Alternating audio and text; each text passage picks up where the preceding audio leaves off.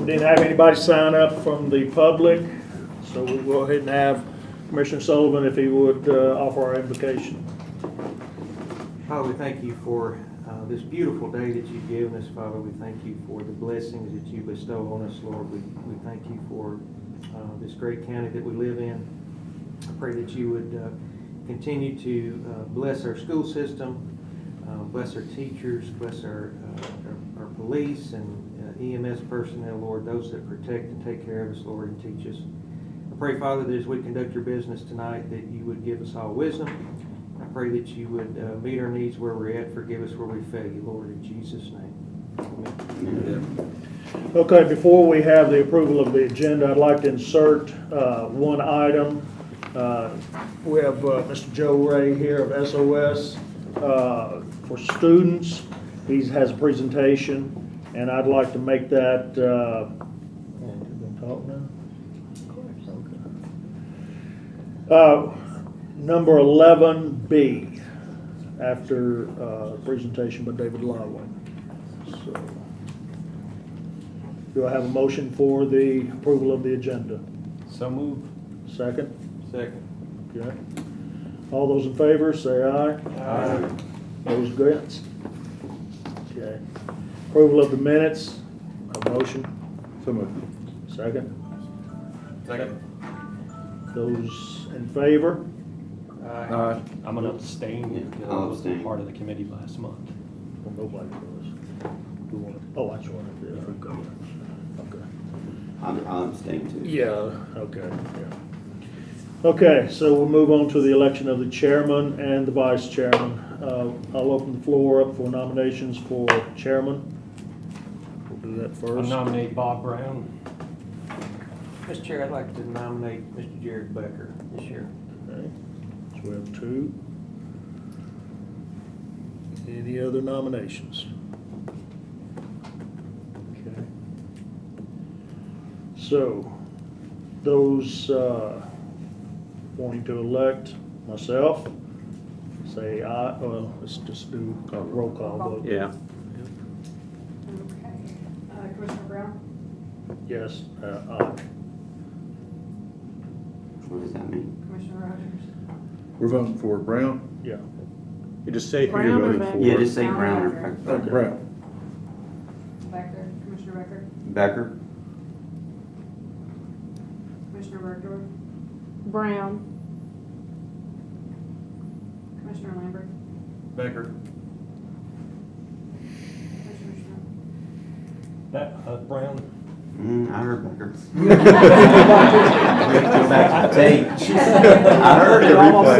I swear I heard it. Commissioner Sullivan? Oh. What she said. Commissioner Sullivan? Becker.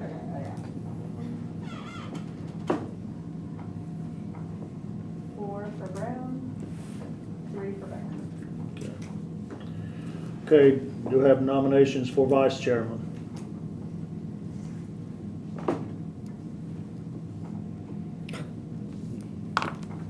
I'll nominate myself. Okay, well, I was going to ask. Okay. I'll second that. Any other nominations for vice? That's pretty easy then. All those in favor of Commissioner Bergdorf, say aye. Aye. Okay. Moving along, recognition of the public, Commissioner Janelle. My name is Mary Nunn. I live at 1100 Lockport Road, and I'm a citizen in Gallatin, Tennessee. And I'm here to talk about Gallatin High School and the overcrowding.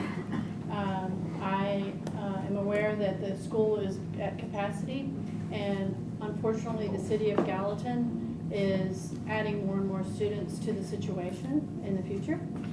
They passed an annexation of property across from my home, and that will add, if they get their way, almost 1,000 homes. So I asked this commission to at least discuss with the school board and the new superintendent about what they're going to do about Gallatin High School and its overcapacity. They have one of the lowest ratings in the county as the schools. They used to be high rated as a high school, and now they are at the bottom of the pole. And so I would please ask that as a citizen from my community and the students that live in the community, that you would look at that and figure out what you're gonna do about all these children going to a school that's overcrowded. I understand Liberty High School's got a lot of vacancies, and is there any way that some of those students could be moved over there, at least temporary, or find a solution to the issue, because it's not fair to the Gallatin High School But students. point of order, is this on the agenda? Is this an agenda item or is I this? don't know. if it is or not. I'm just want to make sure I'm No. following which item it is. It's school stuff, so I figured. Well, I just figured it'd be on the agenda. Okay, well, anyway, thank you. I'm just trying to bring it to your attention, and it is an issue for me in my community. Thank you.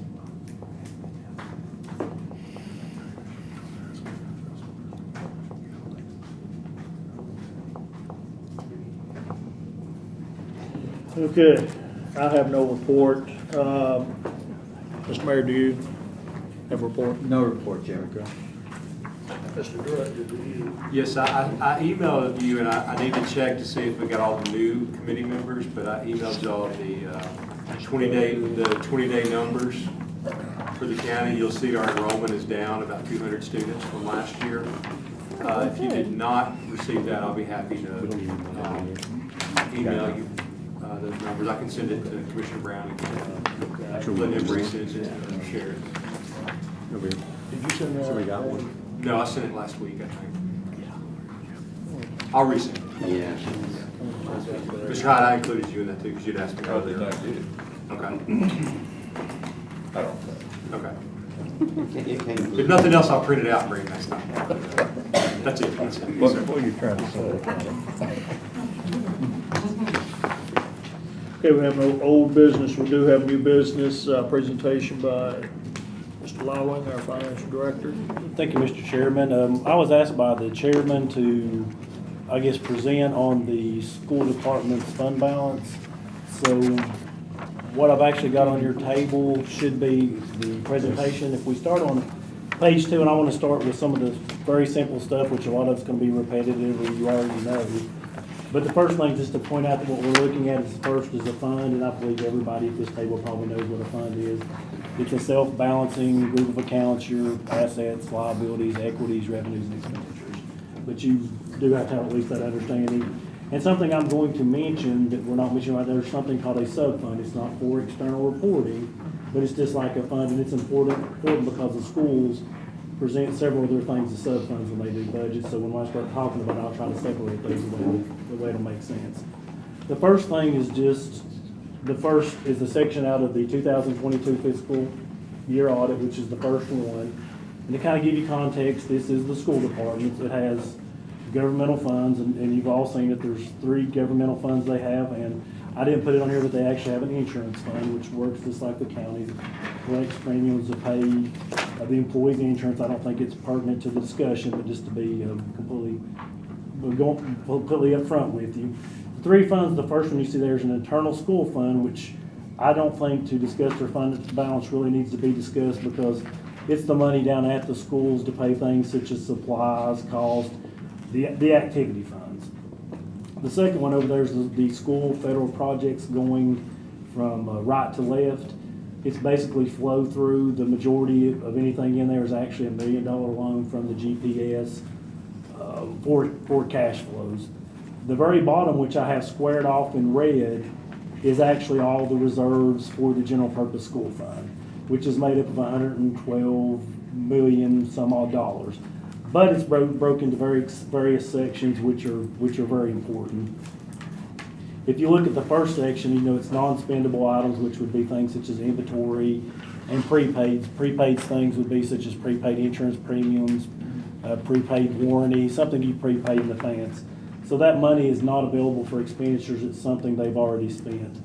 The next items, which is made up of the 4.1, the 9.4, and the 2.8, are all legally restricted revenue, so it cannot be used for anything but a very specific purpose.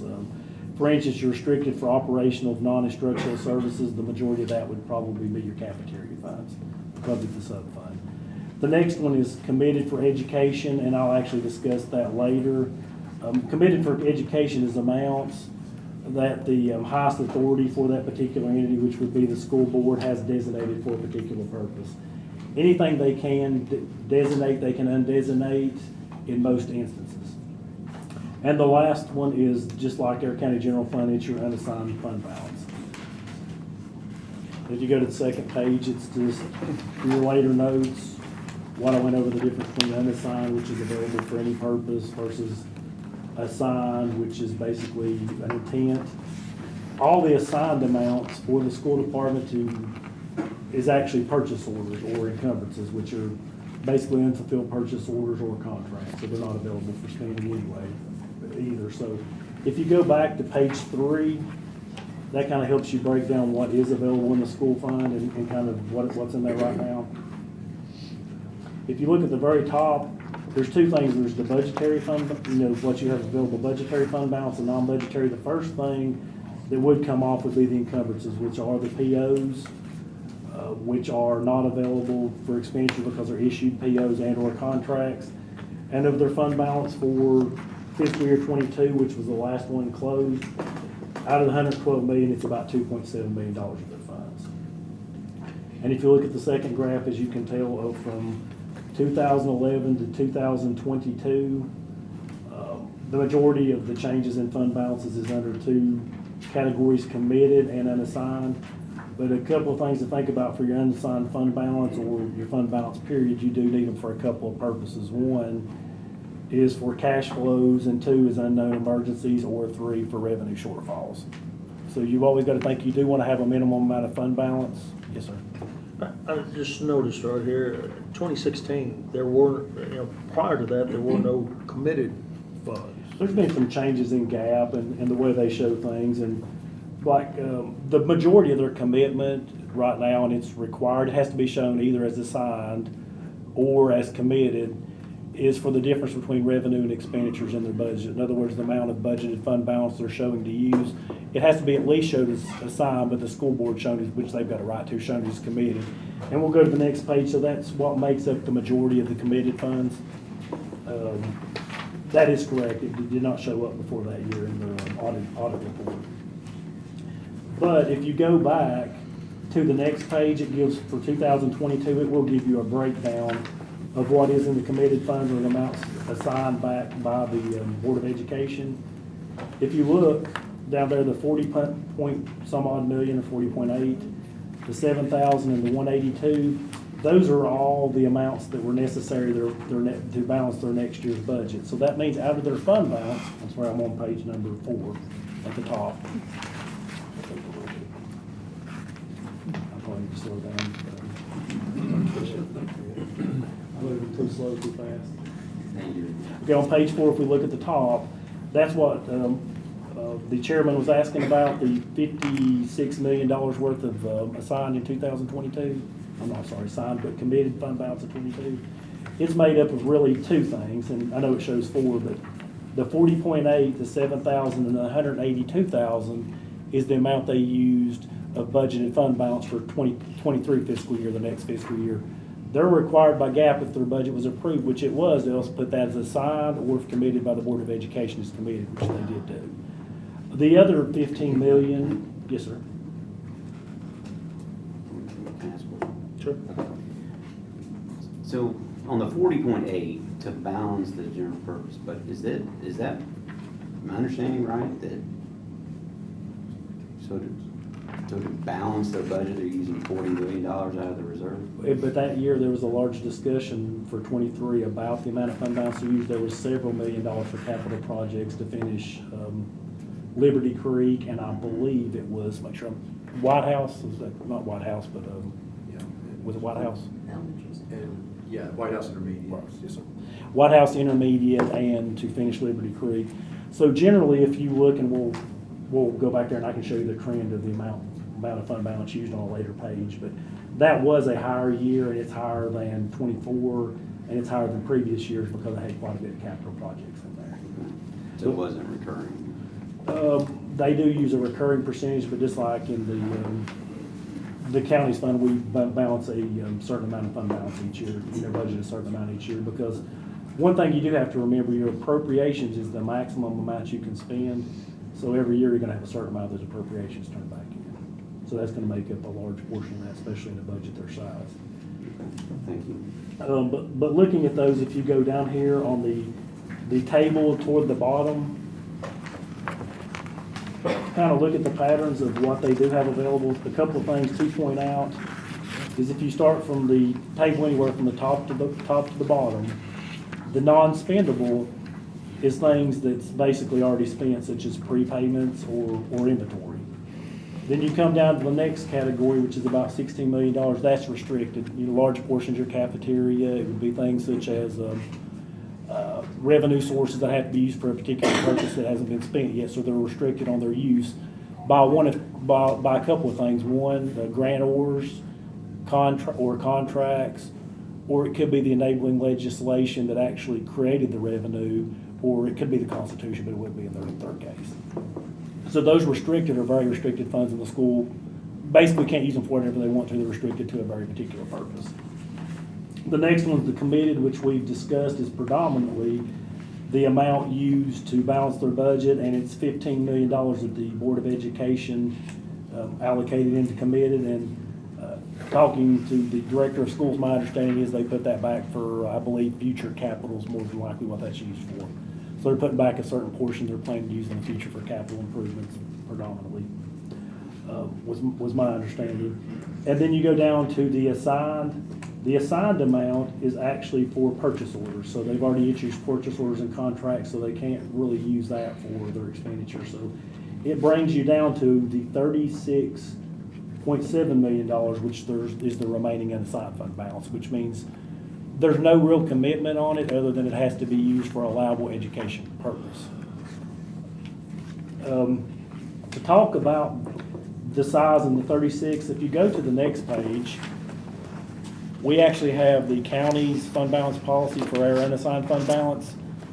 The recommendation the county's taken is that our recommendation is 16.67%, which is 2 months of expenditures of unassigned fund balance is what we think is adequate for the county. If you ask the state, they say they want at least 2 months in your total reserves, but when you start looking at, just like our county general, the amount that's restricted for budgets and restricted, you really need to concentrate on unrestricted fund balance at least 2 months. You can ask 15 different people and get 15 different answers, but most of the time they'll say at least 2 months of expenditures. So if we go back to the next page to kind of give you a perspective of what the school has as far as the amount of expenditures, and it will actually answer some of Mr. Becker's questions too. This page right here, number 5, the table above and below actually shows the budget just for the GP, not including the cafeteria, the Duke, or the technology, because it's approved separate way for each year. So that would show you that 2 months of expenditures just for the GP without those, for instance, in 2024's budget would be $62 million. Back in 2022, it would be about $49 million for 2 months of expenditures. Now, the state requires, my understanding, the Department of Education requires at least 3% to be there by law. That's my understanding, unless something's changed. But for good financial management, the county recommends, and if you go to best practice and what the state recommends, at least 2 months of expenditures in your reserves. Now you go to the next one. Yes, sir. Okay, my bad. So it says, so the 62 is 2 months worth. Okay, thank you. The 62 for 24, but back in 22 would be 49. But that's without the sub-funds. Now the amount we're looking at on the audit is actually this. And the only reason I mention that is when the school sends their budget to you, they send the GP, they send the cafeteria, they send the Duke Estate, and they send the technology. For their purposes, they keep the sub-funds. They work just like funds, but for external purposes, those are all combined. So most of the data that we have that's audited will be combined, just like those numbers, the 112 million, which a lot of commissioners has asked me about the 112 million. So the 112 million would be based on the combined sub-funds into one project here. So if you compare their 2022 audit, 2 months of their expenditures based on that combined with the sub-funds would be about $51.6 million. That year, they had unassigned of $36,718,275. And out of the committed amounts that didn't have to be committed, that was committed for capital, was about 15 million, so that would bring you to 51.7, which is very close to the 2 months of expenditures. Where are you, where are those numbers? Let me pull them out for you. If you look on page 6, Page 6. okay, that's the combined sub-fund. If we go left to right, that $51.6 million is exactly 16 point some odd percent, which is 2 months of expenditures of the appropriations. If we go back to page number, if you go back to page number 3,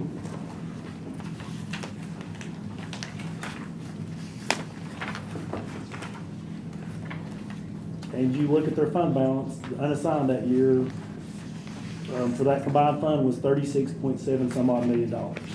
If you go to the next page, they had $15 million of committed for the board committed. The other remaining amounts have to at least by GAAP be committed or assigned, by the very least.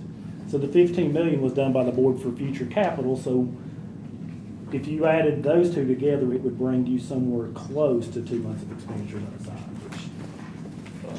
And the reason, the importance of having a unassigned fund balance is, as I said earlier, is for emergencies, revenue shortfalls, and cash flows. You do need at least a minimum amount of fund balance. The next page is actually your operations. Out of the audit is page 7 and 8, and that's just to show you the same ones where the earlier tables were pulled, because a lot of people's asked me about it too. If you look on page 8, the very first column shows the 112 million some odd dollars.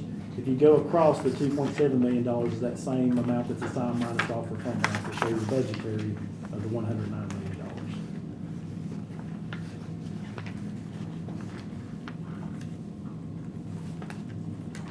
And that was based on the budgets, and I actually, on the next page, even though we don't, because a lot of people's asked, would it make a significant difference between budget and actual?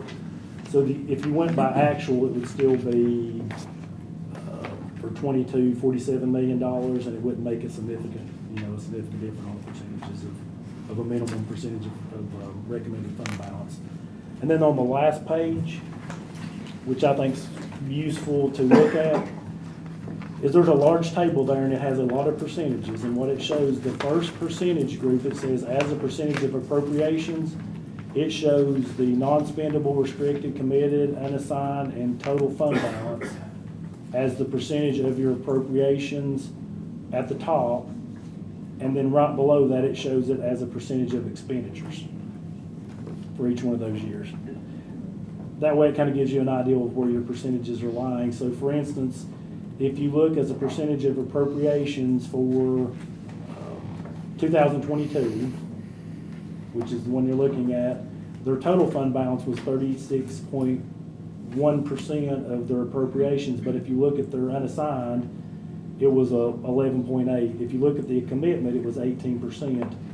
If you move the $15 million, it makes about a 5% difference, which brings you back to that 16.66, which are about 2 months of expenditures. And then the restricted's got a legal restriction on it of some type, and then the non-spendable is your inventory, and your assigned, which is that 0.89, and small amount, that's actually POs and unexecuted contracts. And I know I went over a whole lot of stuff really quickly, but I was trying to summarize it and then go back to answer specific questions. Can where are the sub-funds shown? What I did Or was, is it in here? I showed them combined, and I showed them without the sub-funds. I showed them two different ways to kind of. Because the sub-funds, like you're saying, but like the nutrition one, like those funds can't be. Right. I mean, they can, and then they can get repaid in the summertime, something they can get repaid with interest, but that money can't get moved for other things. They're a large portion of that amount you show in that combined fund is restricted. So that's their reserve. And basically, it's just like the county does, we have the same thing. What GAAP says is that you have the minimum amount of funds required to meet good accounting and legal restrictions. So if you're not legally required to have a separate fund, I would always recommend having a sub-fund. Like the schools, they can print a balance sheet for your sub-fund, they can print revenue and expenditures just like the other. The only difference is, when it goes to the external reporting, they all get combined up for simplicity for somebody looking at the report. Because if you separate it out into a lot of funds, like the school or the county, if we separated all of ours into sub-funds, we would, instead of the funds we had, we'd have like 40 or 50 funds. And I dare say the school would probably have 50 plus funds. Are the expenditures here that we're looking at, does it include the nutrition? Yes, one of them does and one doesn't, and I can tell you which ones. You see what I'm saying, like, the nutrition fund can't be used for general purpose, so if it's combined, It's shown under that, percentage. it's shown under that restricted. you're restricted. Yeah, its reserves are, I see what you're but I see what you're saying. So that money, however much it is, can't be a percentage of your GP expenses because it can't be used for it. Right, so you're, So you got that's it why I showed you the restricted. calculations I got both it. ways. I got it. That's why I showed you the calculation on the unassigned fund balance without all the sub-funds and with the sub-funds, just like the Duke's estate and the technology are restricted too. So when I showed you the two different tables in here, and I said one's with the sub-fund and one's without, each one of them had your calculation of your unassigned. That way it gives you that's with sub-funds and. I'm just making sure the percentage wasn't artificially inflated because Yes, sir. the money was there, but it couldn't be used for it. Well, let's look on page 5 and 6, and that should help you kind of see the numbers. And it doesn't make a significant difference or a huge difference. If you look on page 5, that is your general purpose school fund without, I'm sorry, that's their budget. We don't have the operations for that now. But that's their budget with and without the sub-fund. So the first one, if you just did the budgetary reserve, on the 22, it would be 49.3 million. If you added in the cafeteria, the Duke, which is very small, and the technology, which is very small, it would just be 51.6 to come up with those 2 months of expenditures. It makes a difference, but it doesn't make a huge difference for their size. Because the cafeteria is not a huge sub-fund compared to the remainder of their system, if that makes sense, Mr. Baker. And that's why I put that in there, to make sure somebody could find that. Okay, appreciate it. How much money did you say was moved down to capital? Well, it wasn't moved to capital, it was committed out of their, and then schools provided that to me because I asked them, they committed $15 million of their unassigned. And I've kind of briefly talked to the school, so it'd be more of a question to them of what the reason for the commitment was. They'd be able to give you more details. But is that not creating, when you do that, you are taking money and committing it to capital, which puts a strain on your general operations fund? What you can do as far as what a commitment is, and that's kind of want to make sure everybody understands, whatever your highest level of authority is in the system or entity, for instance, the county, the county commission, the schools, the school board, they can do what's called commit funds. So they can do it by resolution or whatever their means is. They can uncommit the funds the same way. So, for instance, if they're committing back 15 million for capital or whatever purpose, if they got into a string, they could actually uncommit that fund. This is easily. If we remember that they've committed that money. I would assume they would, because they sent me, because when I asked for the details of the commitments, they sent me the breakdown right off. And it said on their board allocated reserve for fiscal year 22. And how much money last year was used from reserves to balance the budget? For the 24 to 23. This fiscal year. Well, 23, we won't have the financials because the audit's not done, but do you want me to just talk about the budget? How much is the budget? If you want it with or without the sub-funds, it will make it a little different. So the big number I gave you earlier, the bigger number would be with the sub-funds. If you include the sub-funds, because there was some cafeteria money they spent too, the difference between revenue and expenditures was about $34.5 million. If you take out the cafeteria and the Duke and the other, it's about $29.9 million. 29.9 by 30 million. Yes. And I'm glad Scott is here and this is not beat up time on Scott. tonight, but that says to me that we have a problem brewing. If we're having to take 30 million from reserve, that's going to catch up with us eventually, rather than trying to balance each year with the amount of revenue that we actual revenue to make the budget. If we're having to take 30 million, that is going to catch up with us sooner or later. So I guess I'm saying it might be time to start putting the brakes on some spending and hiring in order to live within designated revenue for the Board of Education. Mr. Frank, can I respond? Okay. I think, Mr. Hyde, in that 29 million, Mr. Long just referenced, 22 million was designated for capital. Some of that was because we expected there to be potentially some overages with White House Intermediate and Liberty Creek Middle, because when we did the bond for Liberty Creek Middle and White House Intermediate, remember we did that prior to the inflation boom and construction costs taking off. So we designated money in fund balance to cover that if we needed to. 7 million of that was to help balance expenditures, and so part of that is with TISA coming in, with us switching from BEP to TISA. Like the year before, there was more there because we went ahead and did some of the pay increases, knowing that we were going to increase about $31 million in TISA funding last year. And then we talked, in my conversation, or Dr. Phillips' conversations with the budget committee last year, we came in, Mr. Shope asked that we come in, and Mr. Long, that we come in revenue neutral. So we basically expended the same funds that we did from the county the year before, and we made up for that on the TISA side. But, so that required us to dip about 7 million into our reserve. So the 22 million is there to catch any overages with Liberty Creek, so that we don't have to come back and ask for more money or anything like that, with the bond to cover White House Intermediate and Liberty Creek Middle. So I don't think that'll be I agree with you, we need to stay within our means, and we don't want to you don't want to dip especially with recurring costs. Now, I will say that, some things that we're going to have, some uncertainties that we have looking forward is the governor wants us to take starting teacher pay to $50,000 by 2026. Some districts like Robertson's already gone there, Metro is there. That's going to be a huge pressure for us, because to go from where we're currently at $45,600, that's going to be about an $18 million lift when we do that. So that's coming down the pipe. That's even worse, because I always shuddered as director of schools when the state said, oh, we're going to give you a gift of X millions of dollars. Yeah. And I don't know how many teachers, principals, assistant principals, librarians that you have above the designated allocated amount of personnel. It'll be hundreds.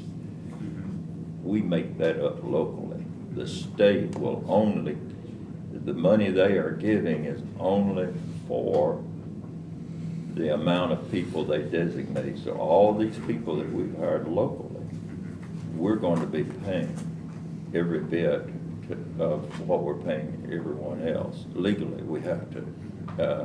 So that's going to be a problem. And I guess the other thing that I would say is that I think we need to look at, well, let me ask this question before I get into anything else. Where did the excess money come from, basically? Was it sales tax, property tax, or fees and other? It was all the above. We've had some. The most. Predominantly what happened in 2019, the county and the schools, we budgeted actually revenue flat to negative because the start of the pandemic, everybody was worried there was going to be significant issues. Well, that year it did not have the impact, and a couple of things happened. They changed the law on sales tax for internet sales tax. They changed it first for collection, and they changed the amount. And then on top of it, there was some migration because of people afraid to travel back down from Davidson County, so we actually picked up a significant amount of sales tax. Well, that's not answering my question, though. Where did most of the excess money come? It would have been sales tax. A lot of it was picked up back in... Not percentage-wise, but the bulk of the money was how much? I was going to look at it right now and see which year we picked up. If I'm not mistaken, it was predominantly a lot of it in 19.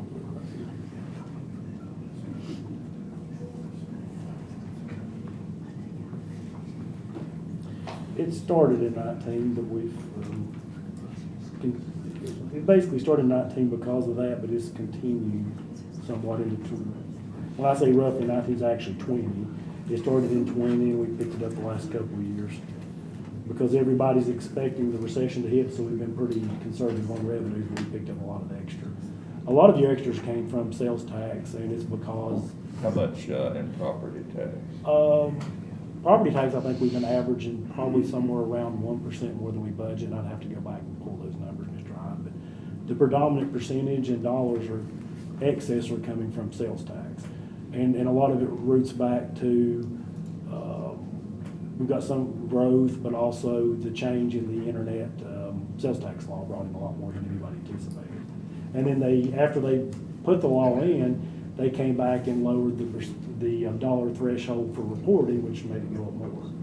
Well, my concern, and I'm not gonna take any more time of this committee, but my concern on this, Scott, is that,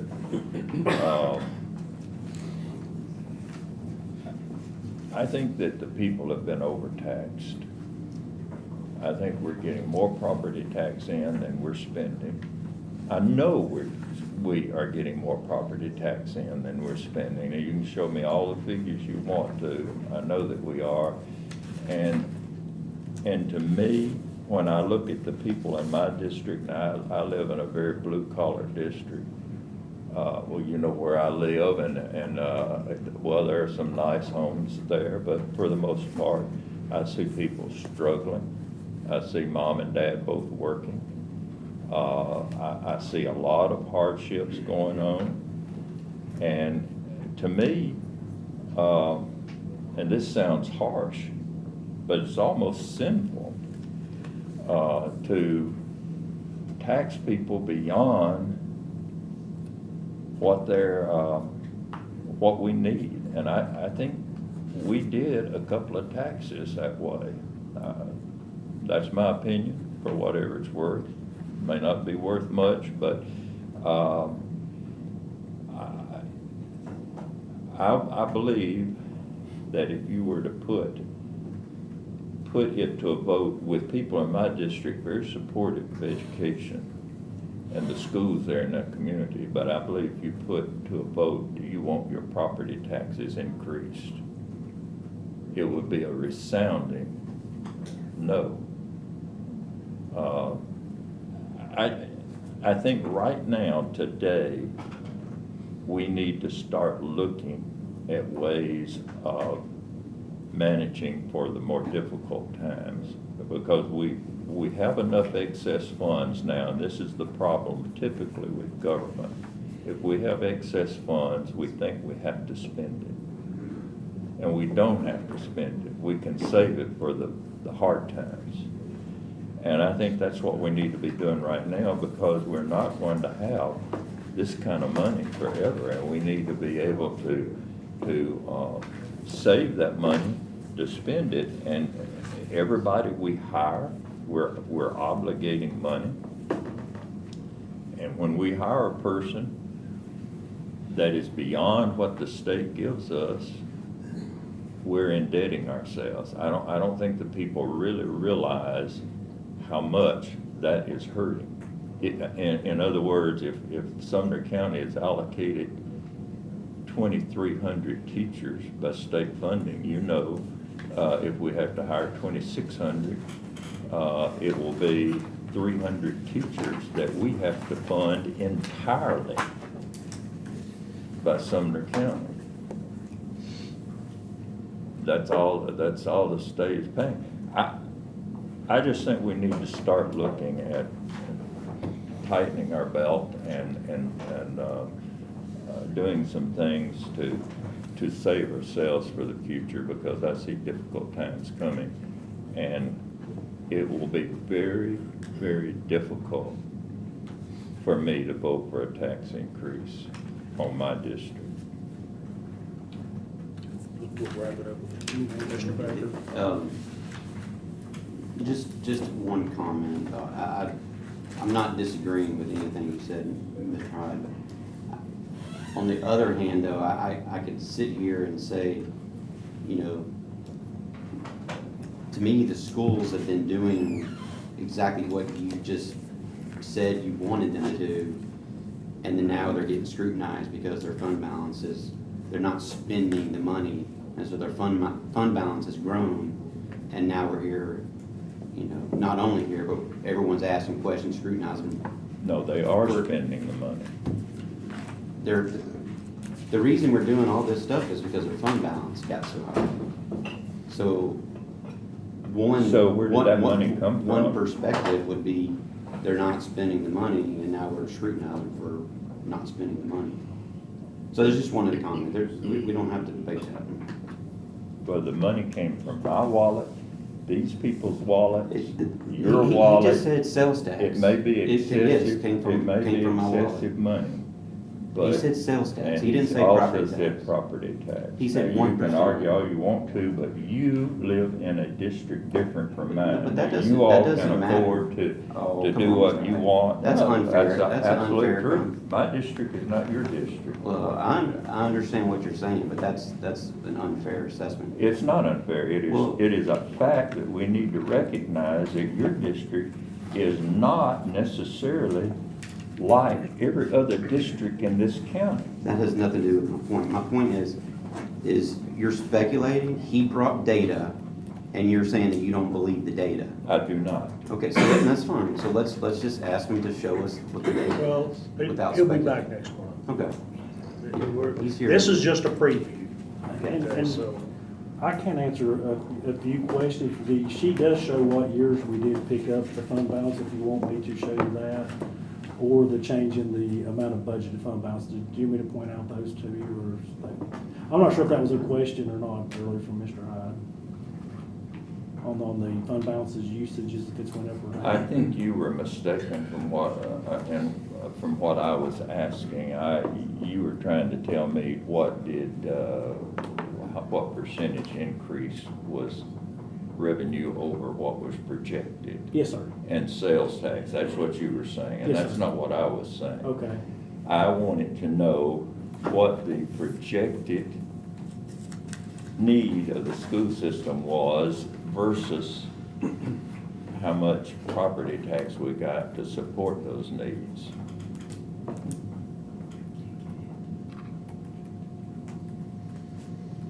Now, you're not gonna be able to do that unless you have the cooperation of the school system to tell you. I can tell you that right now. I've been through the budgetary process too many times.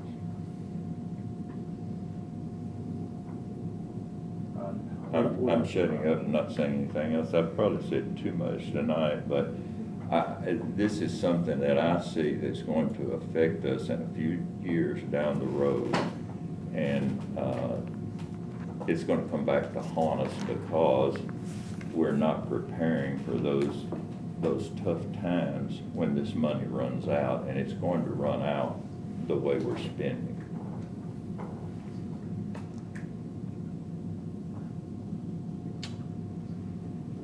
okay. Like I say, Mr. Long will be back next month, and we'll continue this discussion. And you got a flavor of what possible questions might be coming up next month. So, next thing we have is a presentation by Joe Ray of SOS for Students. Presentation. Is this going to old business? You gotta add it to the. It was added. No, no, he's talking about David's presentation on the old business next month. Oh. Yeah, that's what you're talking about, right? I Yeah. couldn't find my remote earlier tonight. I mean, that's what you understand, right? It's It's on. So let me go on and get started because I know everyone's a long evening. So thank you, Mr. Brown, and all of the commissioners here in attendance tonight. Thank you for allowing us to come and present SOS for the students. And you say SOS, it's a distress call. We all know that it's an international distress call. And in this case, we're using it as for the students. And I don't have to tell you guys anything. And I want to, number one, say we respect everything that you guys are doing. We respect our teachers, and we know that they're doing the best that they can do. We know also that character begins in the home, at least that's my opinion. And so there's a responsibility here, not just for teachers, it's for parents, it's for all of us. And so when you look at the distress call for SOS, we exist as a 501c3, newly formed, to build character, hope, and love in the students, in the public school students. And you say, why public school students? Aren't you concerned for others? Yes, we are. We'll help with any student there is. But that is our purpose, to do that. And so then, let me switch a slide here. And so you can see our purpose there, living and teaching biblical character, hope and love to every student during the school day. And that should raise a few eyebrows. How in the world are you going to do this during the school day? Well, that may indicate that we don't think teachers are. No, they are. We know the teachers are helping to build character in those students. We're here to walk alongside of them. And fortunately, these are the characters that we are talking about. And in addition, there's a company out of Iowa, started in the 1990s, you're probably familiar with it as educators, called Character Counts. And they've been in business now since 1992, I believe it is, and they've gone international. And they have shown, their data shows that when you build character in students, it changes the culture of the school. It changes the culture of the family, actually. They actually have data to show that. So character is important. So when we look at the character that we want to help build in these students are the following: patience, kindness, faithfulness, respect, forgiveness, self-control. I would beg for you to say with me that, are these characters important? Yeah, they are. You know, you can have an intelligent society, but if you don't have character, we've lost it. And so along with building intelligence, we need to make sure we're building character. And we know that that's going on in the school, but we're here to help make that more effective, okay? And you say, well, how can you do that? Many of you, probably like me, are not aware, or maybe haven't been aware, of the 1952 Supreme Court ruling that allows every public school student to be released during school hours to have religious education. One time a day, an hour a day. Wow. We're not asking for a day. Because who has that kind of time? We're just asking for one day a week that we can have access to these students to help build character along with the teachers. So we see it truly as a partnership. You say, well, how are you going to do that? Well, let me finish this. So in 1952, the Supreme Court made the ruling. In 2020-21, Governor Bill Lee signed it into law. When we look at Tennessee Law 49-130, it is a law that every public school student can be released for religious Bible education. Now, there are some requirements. Look at the middle. Classes are held off campus, cannot be publicly funded, and then the parents have to approve it. They have to have their permission. If those three things exist, and we can partner with the school system, with schools and with the county board of education, then we believe that we can help solve some of the problem. We can be a solution and not part of the problem that exists today. And so, in a nutshell, that's what we're talking about, is 501c3 that we have formed to help build character in the students, providing that we use appropriately the law that has been given to us, Tennessee Code 49-130, and in doing so, partnering with the education system to develop how do we do that? How can we see a change in our students? And not only doing it, but how can we measure that? You know, I'm from the clinical research arena. I spent 40 years in clinical research. And so I know how to do outcomes data. I know how to look at outcomes research. And so looking at, is this effective?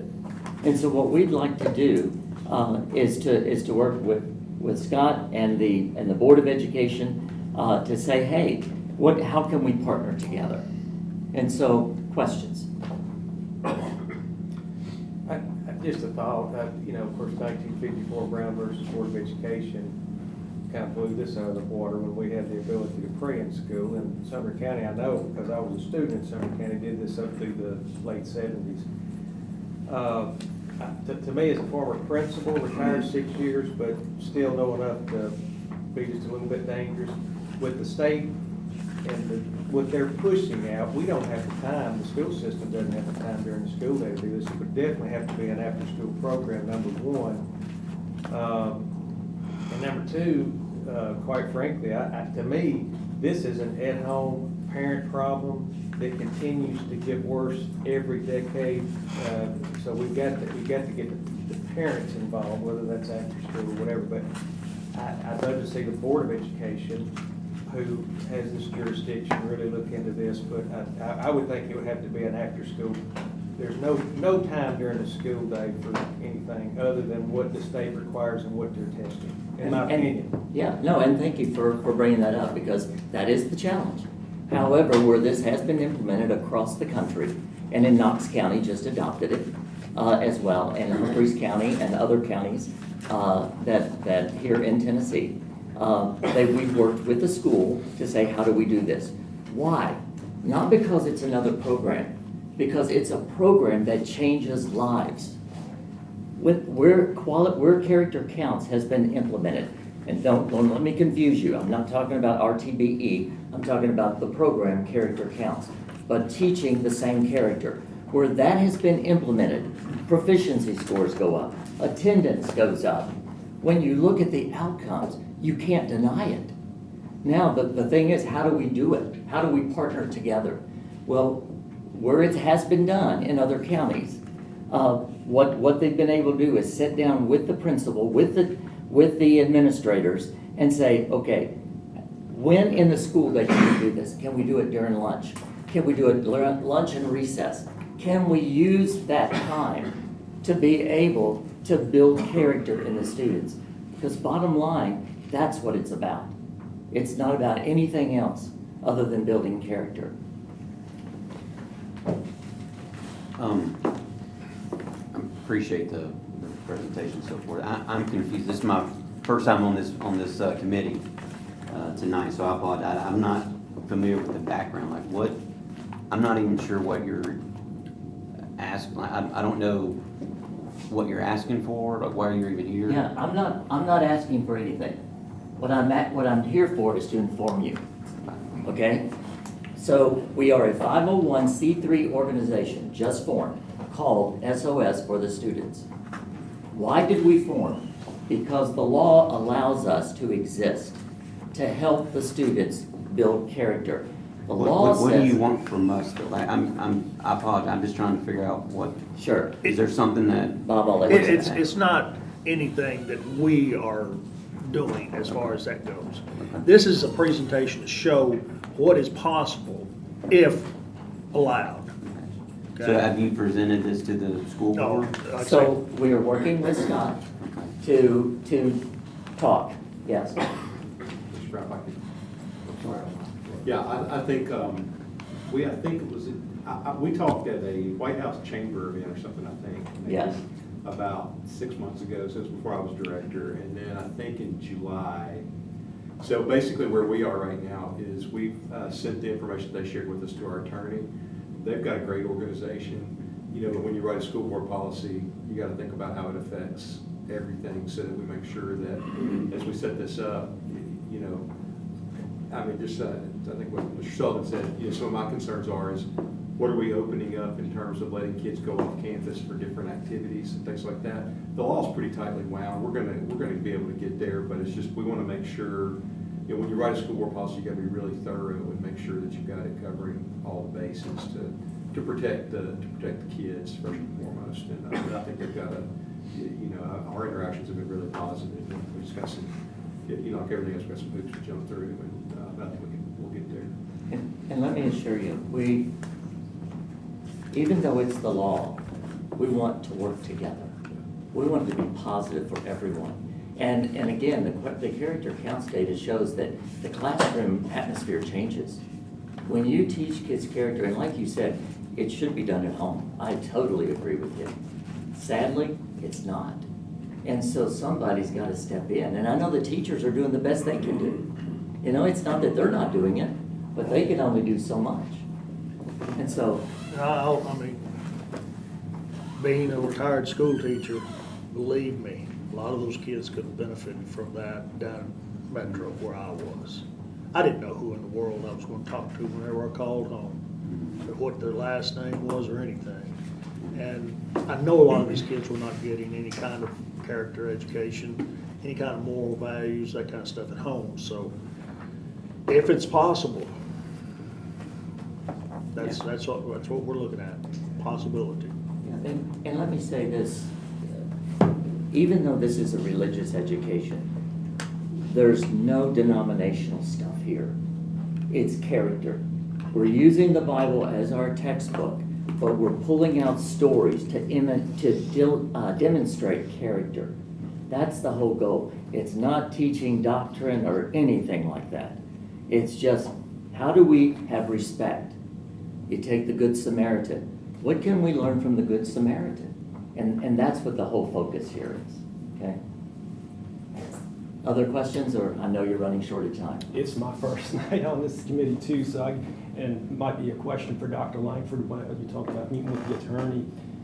The kids being pulled out of school, is that like the parent would have to come to the school, or are you relying on, are you talking about taking a bus, busing them? We couldn't, oh, I'm sorry, I didn't jump in. No, I mean, I'm sorry. We couldn't, by the law, we couldn't use a school bus. Okay. So it'd have to be either parent provided or, I believe their organization is providing Yes. the transportation. He's got a pamphlet that Okay, I'm explains all probably getting that. ahead of myself. Like I say- was wondering about the cost to Oh, the he's got that. schools as well. Just pass that Yeah. pamphlet. So I was wondering about buses and Yeah, gas and so, bus so let me traffic. quickly say, there's no cost, that there can't be any cost to the schools.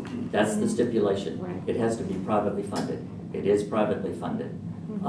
In regards to parental permission, the parents sign a document that releases the school from any litigation at all, or any responsibility of the student. And so, to Dr. Langford's point, that's what we exist for. We are putting all of our practices in place, making sure that they're appropriate practices where we can. We go back to the school board policies and we look at what security they have. We have to have the same security. We have to follow what you guys do, and that's our plan. And that's what we're working on right now. This is like all your staff is background checks. Absolutely. Yeah. Yeah. Same I mean, I thing know what it's you guys obvious do. questions, but I mean. Yeah, no, you're right. You're right on track. Yeah, because it would be easy to start an organization and just go out and try to do it, but no, we've got to follow all of the rules, Okay. and we will. Do you have any pamphlets that you pass out? I do, sure, I only brought 12. Oh, that's, Is that enough? yeah, just right Okay. here. But, and I'll hand them to you, Bob. So let's take up any more time. Thank you for your time. I appreciate that very much. Okay? Appreciate it, thank you. Okay. Next item is a copy of lease approval. Motion approved. Okay. I have one question to Dr. Langford. Are all the copiers with the same company?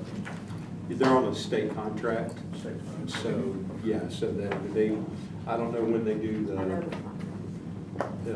I mean, we've got, yeah, we've got a but, company here. it's but I- Canon, but they do, the state does an RFP every couple of years, and they get I just wanted to it's ask. usually significantly cheaper. We used to probably, gosh, I think when I started being a principal, we had not gone on the state contract, and I know when we went, like when I was principal, we went to the state contract, it saved us about $8,000 a year, so. Okay, those, four group and approved, say aye. I'm sorry? Those against? Okay, passes. That's for the copy lease approval. Copy lease approval. Okay, just make sure we weren't doing all of them. No, this copy of lease. Wanted to make sure. No. Okay, now the next one. I'd like to look at some of these budget requests. Let's start with the first one. Budget request number 16, move for discussion. So moved. Second. Then we're on page, where? We're on page 19, starting on page 19. Oh, right here. Can I just say thank you to the law office, by the way, for putting all the page numbers on here? Yeah, That was, all credit here. Well, the credit goes Well, back. we've been back to talking about it former for members months, but I know too. that you guys Yeah. actually did it, so thank you. What page number? 19. Page 19. 19. Do I have a second? Second. Okay. What was the motion? I apologize. Just for Just for discussion Oh. on budget 16. Those in favor? Aye. Those against? Okay.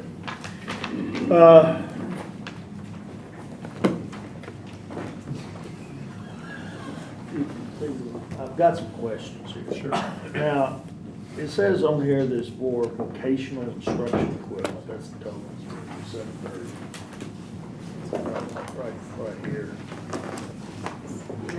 That's the department code. Yeah. 730 is the department code for Yeah. daycares.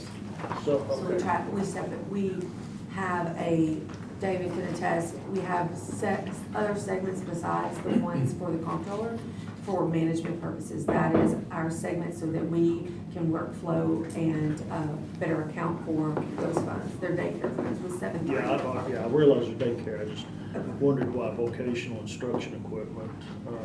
Because I was wondering, is this something where you're teaching daycare or what? But I don't see just, where you vocational instruction. that's what 730 is right there. No, that's the department code for daycares. Well, well, So that's a separate. okay, I'll segment. go ahead and accept it. But anyway, So 730 is, I can show you, actually I have it with me, how our chart of accounts are set up. David has a very similar, exact same actually, Yeah, chart, okay. how those are set up. And so that is a department segment. That is not, here you go, Mr. Brown. So you can see that particular segment is the department code, yeah. not the major category, and Yeah. not the object. Object would tell you Yeah. what type of expenditure, this would be kind of the grouping. Yeah. This is just department location. I can send you this too. Well, no, I've got this book Okay. right here. Their segments are the same segments we have. Just different ones. They're changing.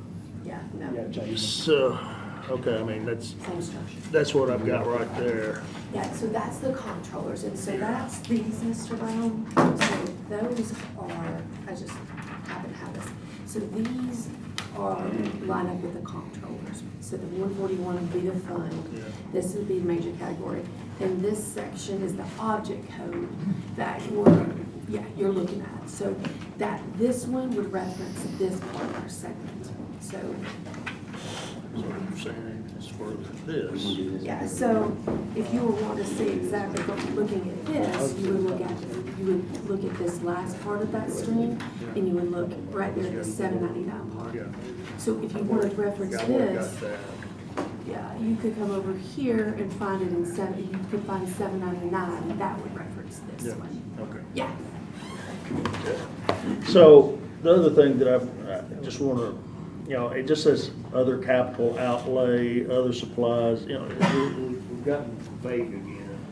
And that's why I'd reference this in the email that I'd sent out, data processing equipment, So what- these are daycare, so our daycares, any funds they collect by law, we're required to track those by location, by school, and keep those separate and apart. They can't be used for anything else except something that the children can use during the daycare time. So we have revenue, we collect from parents, we have expenditures, salaries, everything you can think of for that, like a daycare would have. After-school programs and before-school programs. And then at the end of the year, we look and see what revenue exceeded expenditures by how much. That creates that reserve. Obviously, the beginning reserve also would come in ending reserve plus revenue minus expenditures, that's their ending reserve. From that, that's what this is. So these are very restricted, only the daycares, the specific daycares by location, they have to spend their own money, they can't spend another daycare's money. Just like, kind of like they're like literal own business daycares. And so we track that, and so this money, Katie, we have talked to the daycares and said, hey, you've got this funding, where would you like it allocated next year, so you have it available. And then this is where they want that money, so they may not spend it here long-term, but this is a good place for them to have access to it. So once they decide what they do want to do, they'll amend it into the correct line, or they may spend it out of here. But that's the principal's discretion of that school, because they are the manager. Danny had the daycare.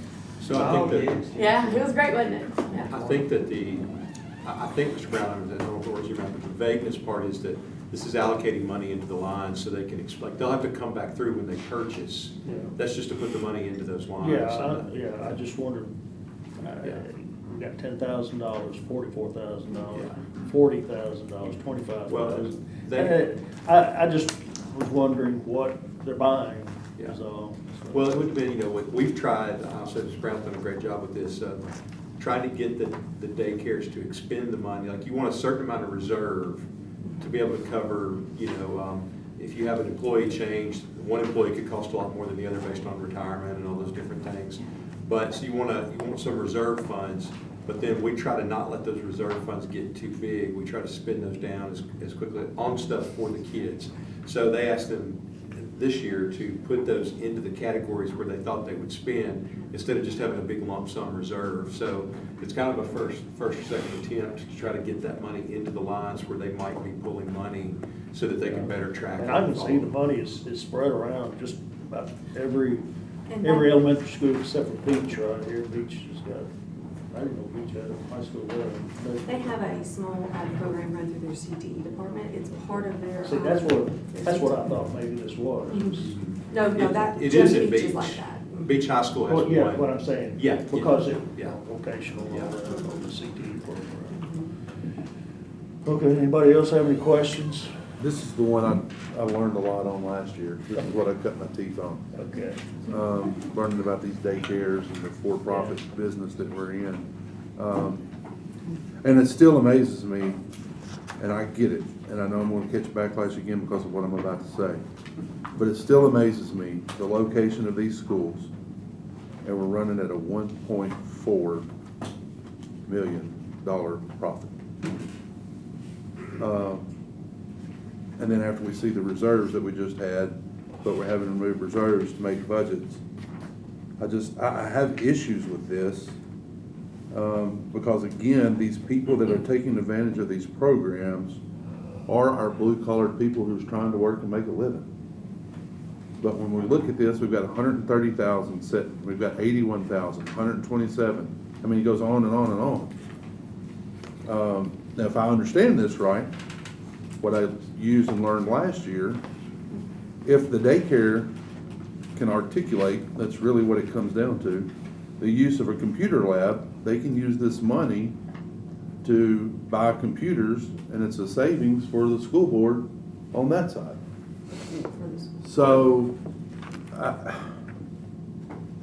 so not only are we paying taxes under the purview that our kids are getting technology in a school, now we're paying for aftercare that they're really getting us a favor. The people that's blue-collared working in this county is getting hit twice. I don't understand how we think that's okay at all. I'd be happy to respond. One, it's optional, and two, it's significantly lower than what. I get it, and I just said that I was gonna get hit upside the head just like I did last year. I get it. I'm trying to save you from getting hit because. No, a lot of I can parents take it. would- I got hit last year. I don't mind it. It just doesn't make sense to me. I can't comprehend the idea that we think that it's okay. It's a reduced rate. Okay, sure, it's a reduced lunch. Well, and I would It's say still an that expense. I mean, money is money. money is money, but I would say that the biggest problem that we have right now is we don't have enough before and after school care for parents. They're lining up to find it wherever they can, and the money that's carried over in revenue is not all from one year. Some of this is carried over from years, so it's not like we're accumulating this much profit each year. This has been built over time. What we're actually trying to do is spend it down so that it benefits the kids. I mean, I agree with you. I mean, I wish that, finding more affordable, lower cost to support parents before and after school programs is something I think we're all And we do committed compare to. ourselves to other daycare programs to ensure that we're in line or less. I understand that, but at the end of the day, let's really look at it. If we really care about the kids, and I'm just gonna go ahead and say it, I don't care, I'll get whatever kind of flag and pushback we get. If we really care about the kids and the people who's there, we've got enough lead educators sitting at the central office to pay for these after-school people. That we shouldn't be charging these parents a dime extra. We've got enough local funds that we've been paid, that money could be transferred from somewhere else. That the lead educators are just, we've got too much fluff on the top end of the district. And to take that money, we could spread that money and pay for these. I mean, it's okay. It's okay to shake your head, but I want people to hear my thoughts and what we think here and what I see here.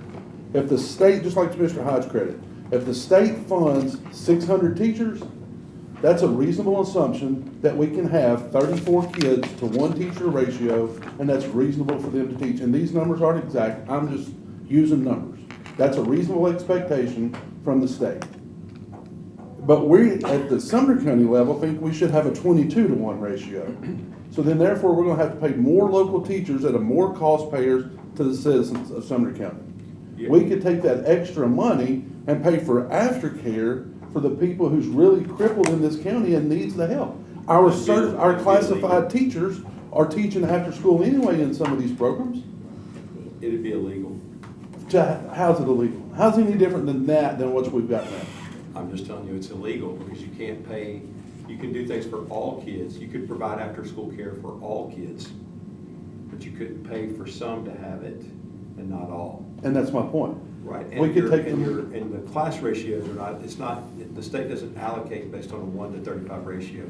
By law, we can't have classroom sizes over certain sizes in elementary, middle, like it's different. Like in high school, you can go up to 35. Right. But in elementary, the max you can go is 25.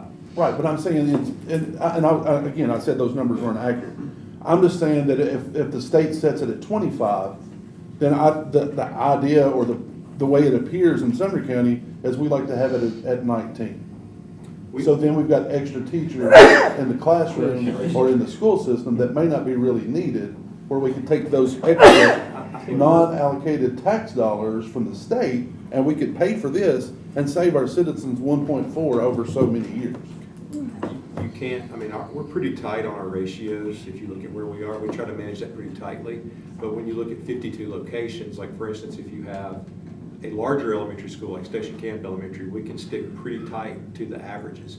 But if you go to a smaller school like Clyde Riggs or something like that, you're going to have a grade where you're going to have 16 in a class, and another, because if you take that one teacher away, then you go to 26. Right. Because of the way the population. But if you look at it across the system, it's pretty tight. But I'll be honest, like if we can push, especially in kindergarten, first and second grade, if we can push those ratios lower, we're going to always try to do that because it's best for kids.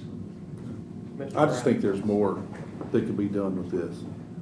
Just to follow up on that, as a former principal, because I was at several different schools, Hendersonville, Gallatin, Westmoreland, if I as a principal decide that I want to take on the burden of running a child care after school, before school, I have to get there as a principal at 6 o'clock to meet my child care director. And then I stay later and my child care director stays later as well. We do offer some, we used to offer some scholarships for some of our students. But also, we were able, like we were talking earlier, to spend those funds on technology or playground equipment as long as it encompassed every student in the school. But then, going back to the conversation we had earlier about parents, if the schools provide childcare for students after school, the majority of your parents, and I don't mean to say the majority, but a lot of your parents are going to take advantage of that, and they'll let them stay till 7 o'clock every night because they don't have to deal with it. I get it. And so that's where it comes back to the parents' responsibility.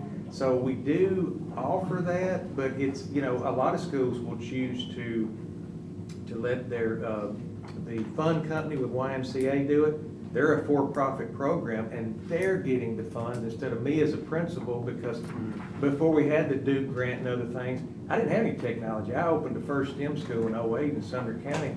We didn't have a computer. We had a computer, we did have one computer lab, but they were about 10 years old. That's all we had. You know, so everything we built from that point up until about 2015, when we started getting county allocated funds, we had to provide for ourselves. And I get that, believe me, my kids go to Yeah, the yeah. Ridge. Yeah. It's a whole lot different up there too. We I don't know. have aviation and culinary. Yeah. But it would be nice to see the idea of maybe exploring different ways of doing this than just saying, we can't do it. That's the only thing I'm saying. Yeah. Because it would be nice to see more ways to have it work. I totally agree. Like, I would love to have pre-K in every school. We advocate for that with the state all the time. I'm with you. Like, I want as much childcare as support as I can for parents. I want to be clear about that. But then let me say it this way then. I, as a county commissioner and as a parent, I think there needs to be some communication and ways to work through that. Sure. And rather than seeing a 1.4 positive over several years, but yet we're taking 30 million to balance a fund balance. When we spent how much on technology, but how much that was allocated, but how much of this money was spent for technology? Where did that change come from? If there was technology spent at Clyde Riggs, was that surplus of money that was allocated for Clyde Riggs technology still in the general purpose? No, they spent all of it. Well, that's what that would be nice for a parent to know, hey, we spent all the allocated money for your school plus, Sure. and not to see that we had to borrow 30 million to balance the general purpose. Is this based on a parent's income? Like if a parent comes in and wants to put their kid in one of these daycares, are they getting charged based on what they make, or is it just one flat rate no matter? There's different types, Mr. Smith, there's different types. We have some that are based in economically disadvantaged students that go to some of our programs. Katie could speak about Yeah, that. some of our programs are grant funded and some of them are parent funded. These are the parent funded programs. We do have other funds that if a family is in a particular need, like a homeless child or something like that, that we can provide funding for their after school care as well. So, I mean, so that's good. So if they don't have necessarily the means, because I know in my district, there's a lot of, there's a lot of families that they can't afford daycare. So that's kind of what I was getting at to see, is it something, Yeah, Not necessarily Title I, no. The funds are available to any child across the district that's eligible. Like if they were a homeless child or if they were in a particular situation, those funds are available at any school. So like Unity Aftercare would be, it's free for economically disadvantaged students. It's free for but- everyone. But, yeah, it's free for everyone. But it's grant It's funded. grant Only- funded. only if It's you a follow separate up. funded. There's three different daycare types. No. There's three different types of daycare throughout the county. If you have someone you're concerned about in your district, make sure you follow up and that they know that their situation. I think, from my understanding from the comptroller's office, we could not use taxpayer funding to provide daycare for children. That's not an allowable charge. That's why these funds are separate, and that's why it's done this way. I don't have the ability to go and provide daycare for Katie's child, or you're talking about else's. It's not allowed. Yeah, the programs that are grant funded have to have an educational component. They have to show growth in the child's academics and all of that kind of stuff. These programs are purely daycare. They do some homework, they get a snack, they play games, it's recreational. There's no tutoring or something like that. So these would not be, educational funds would not be allowable for these activities. They would have to be a different kind of program. Any other questions? So we don't have certified teachers teaching daycare Not programs? in these programs that I'm aware of. Right. If they chose to work in those. Yeah, they could. They could. Motion to approve. Second. So, okay, Who made the motion? Mr. Becker, Second. yeah, Mr. Lee. Okay, those for? Aye. Aye. Those against? Okay, motion passes. Okay, got a couple of questions. Couple of questions on 19. How many educational assistants are we talking here? Because, I mean, we've got a range of prices from $160 all the way up to Yeah, $99,000. that's not revenue, that's their reserve balance. We just did, we didn't pass all of this past month. What, What do we pass just? On point of order, Mr. Chairman. We just approved 19 through 91, pages No. 19 through no, 91. that was just 16. Did you say group and approve?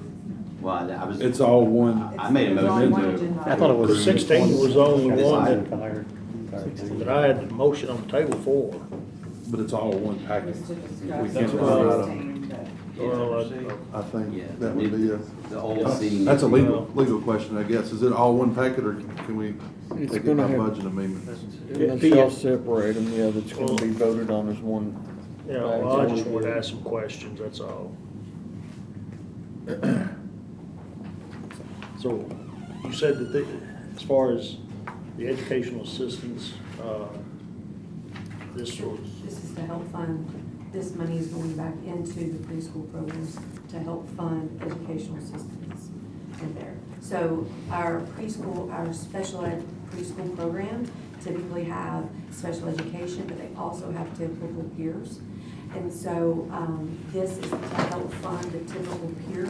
We take in revenue from the typical peers, not the special education. And this is, these are all-day preschool programs. And so those parents pay for the typical peers for their child to attend the preschool program. And that's where the revenue comes through. And we try to use those expenditures, or we try to use that revenue to offset the expenditures of that program that are separate and apart from the special education. okay. So that's what that is. On budget amendment 17, most of them are for the central office, but there's one that's Rigsby. What is Rigsby? Rigsby is the maintenance building. Oh, It's over on Airport Road. It's on Rigsby.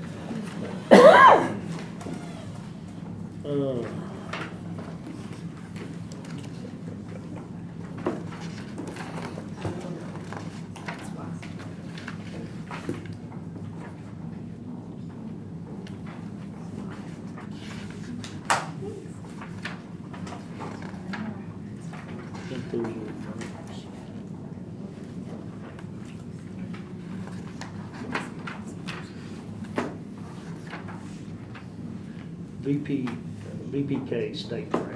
What is it? VPK is voluntary pre-K. Okay. So we have two types of pre-K, special ed pre-K and then voluntary pre-K. This is additional appropriation from the state, not this, the voluntary pre-K state grant. It funds, it has to have a percentage of economically disadvantaged students. And so it's run, it does not necessarily have special education students in it, but they're in higher poverty areas to support parents for 4-year-olds. What time does voluntary pre-K start? It's roughly the same time as the school. So it's not 6 a.m.? No, this isn't like, this isn't daycare. This is like a pre-K program, so they have like a regular school day. It's fully instructional, so they do a lot of foundational literacy. So, Phonics? yeah, And a certified teacher. yeah, and certified teacher. And special education. State pays for all that? They pay for most of it. We have a match. We're usually able to match with providing the facility and the support staff and things like that, so it's pretty close to. Mr. Chairman. Okay, Mr. Chairman. yes, Can I ask just a quick question? sure. So I'm gonna have, over the course, when I'm on this committee, I'm gonna have a whole lot of questions over them.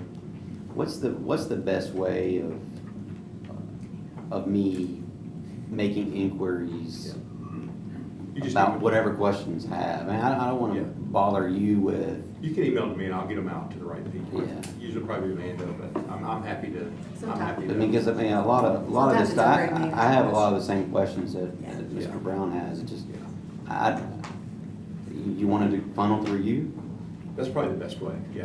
And then because some of them will be Amanda, but some of them might be Katie, or it's hard to tease out exactly because some of them will overlap departments and things like, for instance, if we're talking like, it's just the complexity of the educational system. So you've got daycare, you've got different types of daycare programs and after-school programs. You've got special ed pre-K, you've got voluntary pre-K, and a whole lot of acronyms. And sometimes it's. Would it, I'm just brainstorming, like, Yeah. would it be a benefit to maybe just have an educational type of meeting where we can just, not, not within a committee meeting, but just informational, ask questions, whatever, and, We could certainly do You that. know what We I'm can saying? set that up. And Just do as, it. I'm just brainstorming. Yeah, we'd be happy if y'all wanted to do something and come over and I could bring in all the different departments and just explain a little bit about what each department does. And, That would be yeah, I'd helpful be to happy to me. do that. because- If Mr. Brown wants to reach out, we can absolutely do that. We came last year to an agreement of the department heads putting a page on there. And if you'll notice, the later ones have that page on there that explains a lot of what is going on. Now, there's still a lot of technical jargon there that you might need to get on the internet and look up and stuff like that. And that's just part of education. Yeah. Can't be helped. So we'll go ahead and move on to F, this. Yeah. We need to do I make a motion to approve the, for information only amendments. We don't. Could pass through. That's, Okay, we don't have to do that. we have no say on, that's federal funding. Yeah. Okay, well, good. Yeah. Even better. F, now, this is what I talked about over there at the board meeting, but did y'all do, yeah, okay, so what did y'all, before we approved? We received 1.245 million from the state, and it's, I'll let Katie speak to it. I'll say she's getting ready. What we did, because of the turnaround time to get, obviously to have money go through from the time that the state released the grant to the time that we could fill, because grants have a lot of paperwork on the back end. So to get that done, and then to bring it to the school board and then to the county commission, you're talking about a 2-month cycle. So what we did at the August board meeting is we went ahead and we put $700,000 local capital so that we could go ahead and start with the film. So it's a laminate product, it'll go on both sides of the windows. So we wanted to go ahead and get that started. So we put $700,000 local capital so that we could go ahead and get that started while this money is going through the approval cycle. So there's some of that, we put enough in to get it going quickly as possible. And then Katie can share with you about the Was rest. that in one of those, I noticed there's one of those, yours. Yes, Is that what yes, that- because it's a larger project than Yeah. just that, and Yeah. so a portion of it is Cameras and all also that, included in yeah. there, yes. And so just it's kind of, because the funding is so restricted to building security, like physical security. There's no programming in this, there's nothing, it's physical security. And so there's only really 3 line items. One is other supplies and materials, and that is for kind of non-equipment items, smaller things like little things you wouldn't think of. If you have to evacuate an entire school, we had to do that earlier this week. Burris Elementary had a fire drill in the rain, and they had to go move to another spot. And their teachers all have vests that identify them as staff people. That's an excellent tool to have. So things like that we want to be able to provide to every school. That was an idea we actually got from Burris. They had come up with that on their own. So emergency response supplies, kind of like that. Stop the bleed kits, which are kind of like a more involved first aid kit to have in classrooms. Yeah. I know what that acronym is. So yeah, Stop the Bleed is Yeah. what it is. It's a first aid kit for applying tourniquets and for larger wounds. And we'd like to provide those to classrooms. And then also our emergency response plans. They're multi-page documents, but we want to boil that down to little bite-sized pieces of this is what you do in this situation, this is what you do in that situation, and have those in every classroom. Those are the smaller supply type items. And then there's a large portion of it that is to really bring up to speed some of our schools' camera systems. When we did, it's a massive undertaking to upgrade all the camera systems throughout the county. And so the elementary schools really, because there's not as much mischief happening at elementary schools, we don't have as thorough camera coverage, and so we're really upping that game there. Obviously, the laminate film for doors and windows. We've looked at some areas where campuses need additional fencing or pedestrian protection, where a vehicle may be able to inadvertently go into a space where there are people. We want to protect against that. Exterior lighting, signage around buildings, those are all things that are provided for in that grant. It has to be about surveillance, visitor management, signage, property, perimeter control, things like that. And so all of that has gone into that. An item that is specifically in there is about doorknobs and classroom doors, making sure that those are up to speed as far as the best kind of technology, if you will, best hardware for those. Yes, you've been a part of those conversations. Mr. Lacy's. Yes. Question. Okay.